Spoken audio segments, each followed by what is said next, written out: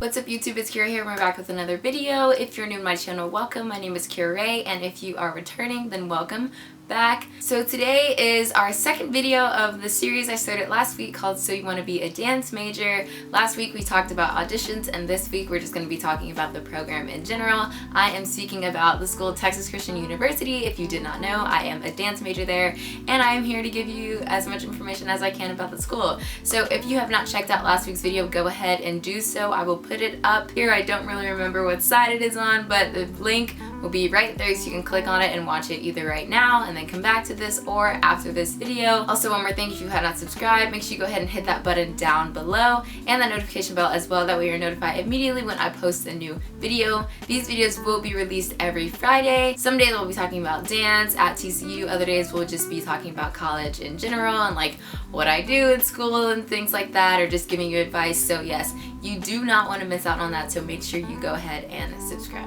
Okay, so as I mentioned in the intro, we're going to be talking about the program today. Last week we did talk about auditions. Again, you can watch that video right there. But today we're going to be talking about the program, things like rigor, improv, how good do you have to be to get into the school, all things like that. So yeah, so we're going to go ahead and get started. So first we're going to start off by talking about rigor. I received this question asking me how rigorous are the classes. And now listen guys, when I speak, I am only speaking from my personal experience and my opinion. Opinion is the key word here. I am not speaking for the school in general. I'm not a spokesperson for TCU School of Classical and Contemporary Dance. No. I'm speaking from Kirarai's personal experience. Just have to put that disclaimer out there because I don't want people coming for me. No. So yes, in terms of rigor, I would definitely say it depends on the class and who's teaching.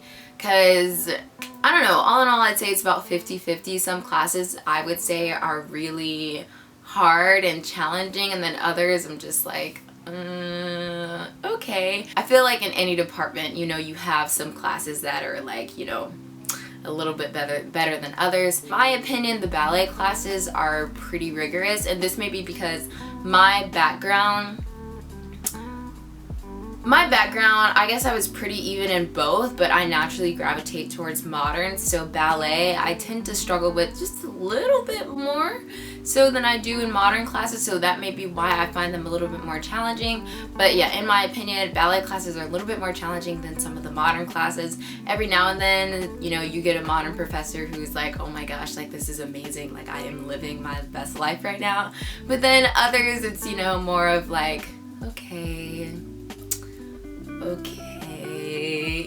so, and again, I feel like in any program you go to, whether it's in college or maybe even at a studio or just like dance in high school, wherever you dance at, you have those different teachers that is like, not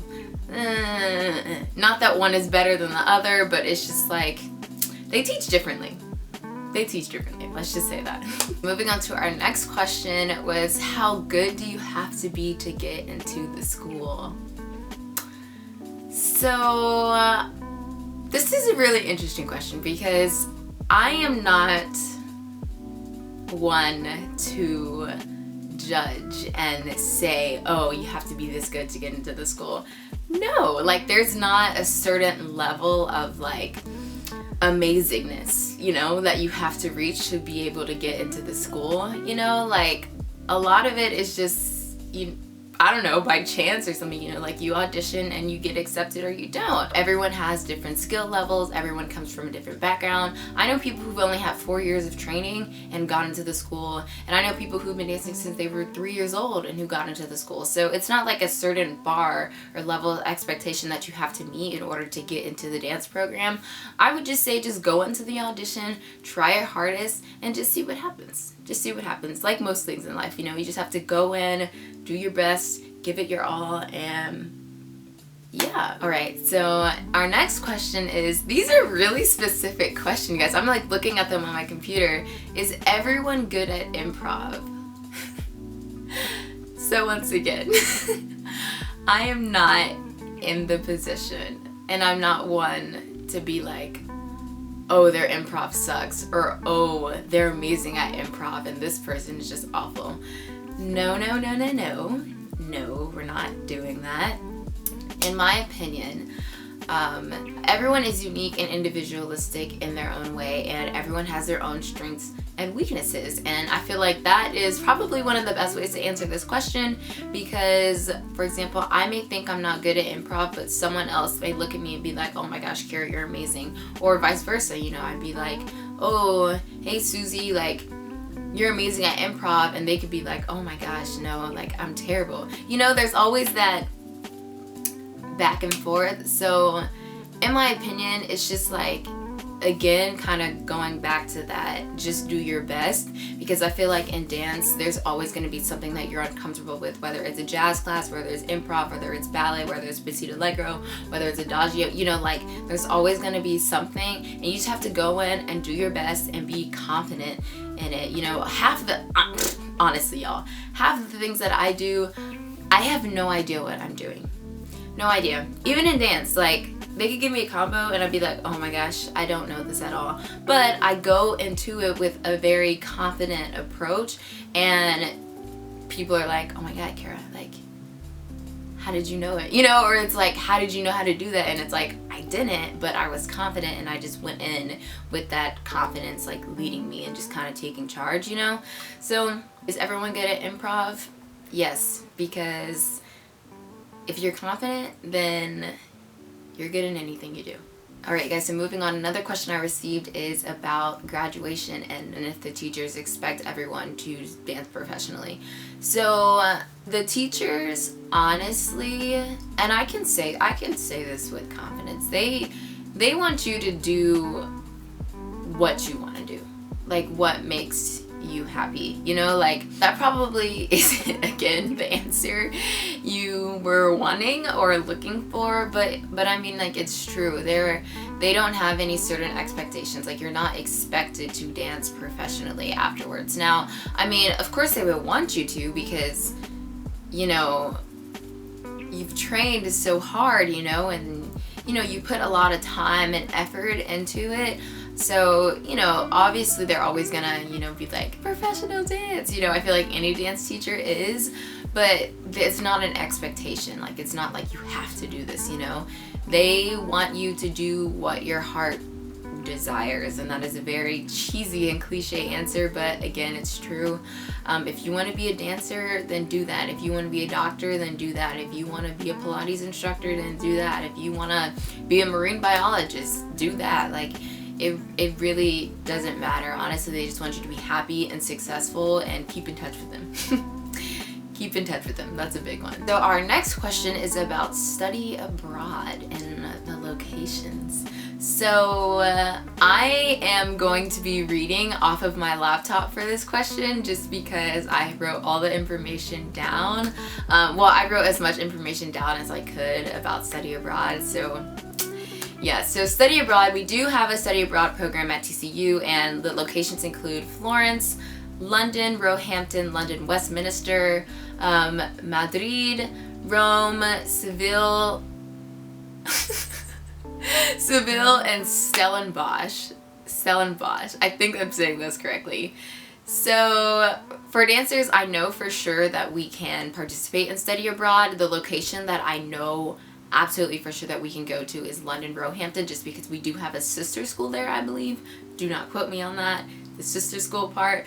But yes, there was actually a guest choreographer that taught a piece this past, I think it was fall semester. Yeah, it was fall of 2020. Yeah, he taught a school, and he taught a piece, and he teaches at the school in London, Roehampton. So I know that that is an option for dance majors. Honestly, this is probably about as much information that I can give you on study abroad. I'm going to send you guys to the website. I will link it down in the description box below, so make sure you check that out if you are interested in study abroad program and, you know, learning more about the locations. Something I do want to say is that I believe on the website for dance majors, it only shows the London Roehampton, but there are other ways to figure out you know, how to go somewhere else. Because I had a friend, her name was Sarah, she didn't go to London, but she wanted to study abroad. She actually went to Australia, and she was able to like figure it out by, she was unenrolled from TCU and applied there in Australia. And she got in and she went over there to, you know, do dance there. And then once she came back to TCU, she would just, you know, reapply, and then the credits would transfer. So I hope I got that correct. That was kind of a mouthful. But yeah, so basically what I'm saying is London is not the only option. You know, there are definitely ways to figure it out. You just have to know who to have those conversations with. But again, I am gonna link the website down below in the description area, just so you guys can get a little bit more specifics and get those contact informations, because I don't want to give you any false information. I do not want to be the person to steer you in the wrong direction. So we're just gonna put it down below. Check that out if you need more information. Go straight to the source and don't listen to me. Basically. Alright, so moving on to our next question is the Pilates teacher trainee program. I do not know if you guys have heard about this, but yeah, at TCU in the dance department, we do have what is called a Pilates teacher trainee program, which allows you to graduate with certification in Pilates, which is really cool, because if you are interested in it and you want to make more money, then you can apply for the program and receive certification without having to go to an outside studio or source to do so. So once again, just like with the study abroad, I'm gonna put the link down below for you guys to get more information about that, because I don't know that much about the program. I did not apply to be a part of the program. Personally, I don't really like Pilates, so yeah, I don't want to be the one to give you all this information. I do know that the program is, I believe it's like 700 hours that you have to complete, and that includes like summer intensives that you do, trainings and like teaching and all that stuff.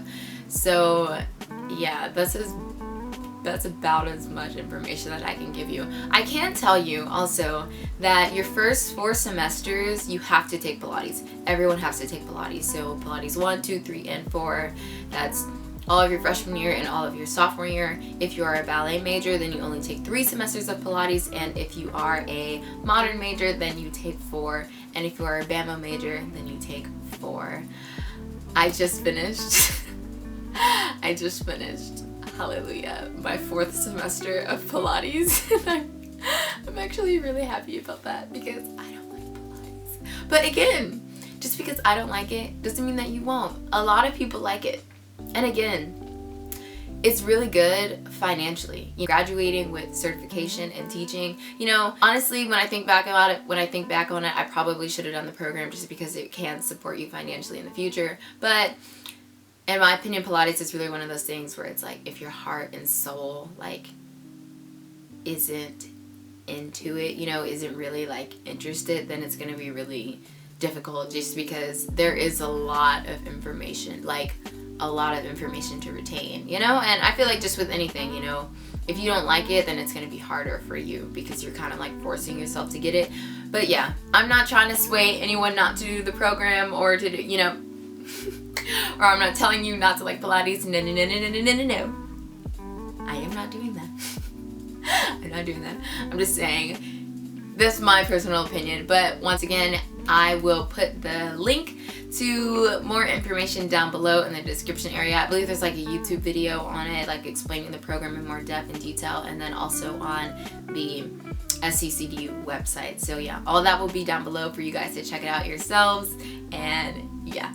Okay, so we've reached our last and final question, and this is all about transferring. So someone asked me, is transferring easy, and are there transfer students? There are for sure transfer students at TCU in the dance department.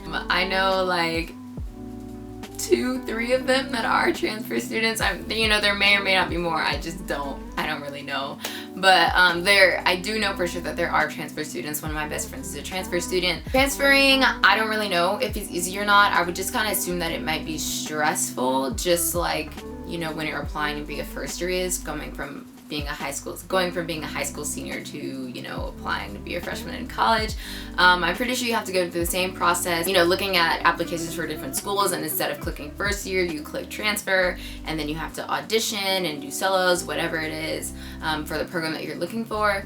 So yeah, I would just assume that it's stressful, because I mean, like, I remember in high school it was really stressful applying to colleges and setting up auditions and stuff like that.